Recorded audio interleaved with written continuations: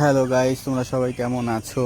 তো আজকে আমাদের বাড়ির পেছনে একটা জাম গাছ রয়েছে, সেখানে ছেলেরা জাম পাড়ছে।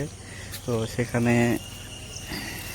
আমি গিয়ে দেখি, এবছরে জাম খাইনি, তো জাম ঝাঁকা দে সব পড়ে খেয়ে যায়। দেখি কেমন লাগে।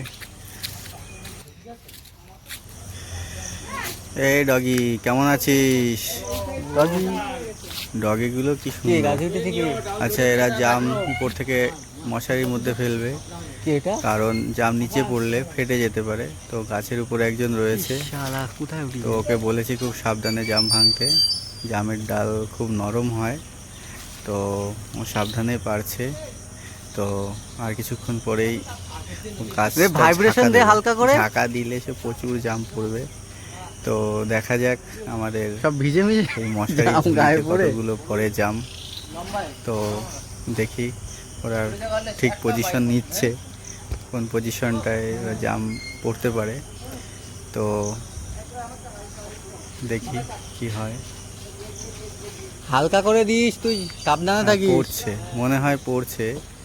তো হ্যাঁ, এই তো শুরু হয়ে গেছে, পড়ছে।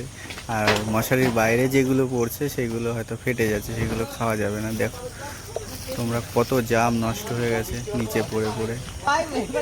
তো যাই হোক, ওর জাম পাড়া হয়ে গেছে, ও গাছ থেকে নিচে নামছে। তো সুন্দর জাম। তো আমি কিছু জাম নিয়েছি, ওরা দিয়েছে। জামগুলো সত্যি খুব মিষ্টি। তো গাইস, জাম নেওয়া হয়ে গেছে। তো চলো, এই যে আমার জাম, অল্প কটা নিয়েছি যেহেতু।